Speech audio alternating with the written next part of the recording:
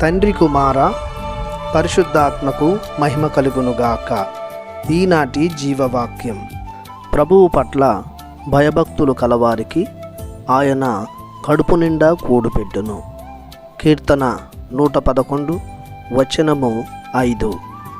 ప్రియ దేవుని బిడ్డలారా, తండ్రి యగు దేవుని నుండి, ప్రభు అయిన యేసుక్రీస్తు నుండి మీకు కృపయు, శాంతియు, కనికరము లభించునుగాక. భయము, భక్తి విశ్వాసమునకు మూలాధారాలు. ఇవి పవిత్రాత్మ దేవుడు వసగు వరములు. దేవుని భక్తులకు మాత్రమే ఇవి ఎల్లప్పుడూ లభించును. కడుపు నిండా అనగా సమృద్ధిగా అని అర్థం. వెలితి లేనిది, కొరత లేనిది అని అర్థం కూడా వస్తూ ఉంది. కూడు అనగా భోజనం లేదా అన్నం అని అర్థం. సర్వమానవాళి దేవుడిచ్చు భోజనం ద్వారానే జీవిస్తున్నారు. దేవుడు 2 రకాల భోజనాలను మానవాళికి ఇస్తూ ఉన్నాడు.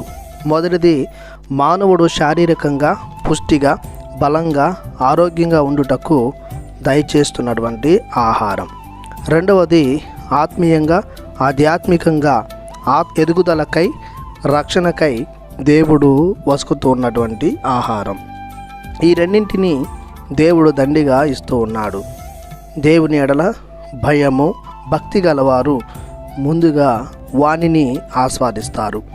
ఎలాంటి కొదవ లేకుండా, కొరత లేకుండా దేవుని ద్వారా నింపబడతారు. ప్రభువు మంచి కాపరి కనుక తన గొర్రెల ఆకలిని ఆయన ఎరుగును. పచ్చిక బయళ్ళు గల చోట్లకు, సెలయేర్లు పారు స్థలమునకు వారిని తోలుకొని పోవును. బలహీనపడిన మందను ఎత్తుకొని స్వయముగా తానే భోజనం పెట్టును. ఇది దేవుడు తన ప్రజలపై ఉన్న ఆదరణ వలన చేయును. 127వ కీర్తనలో, వేకువనే నిద్రలేచి రేయి ప్రొద్దుపోయిన వరకు మేల్కొనియుండి కష్టపడి పనిచేసి పొట్టకూడు సంపాదించుకొనుట వ్యర్థము. ప్రభు తాను ప్రేమించు ప్రజలకు వారు నిద్రించినప్పుడును సంపదలు వసగును.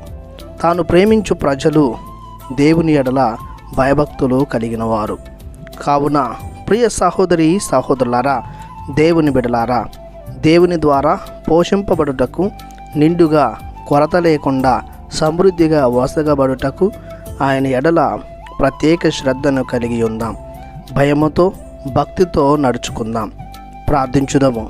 సకల ఆశీర్వాదములకు ఆధారమైన మా దేవ, మా అజ్ఞానాన్ని వీడి ఈ లోకంపై వ్యామోహం వదిలి మీ ఎడల భక్తి భావాలతో, ప్రేమతో నడుచుకునే ప్రేరణను మాకు ఎల్లప్పుడూ దయచేయమని యేసు పరిశుద్ధ నామంలో బ్రతిమాలి ప్రార్థిస్తున్నాము తండ్రి. ఆమెన్. దేవుడు మిమ్ము దీవించునుగాక. ఆమెన్.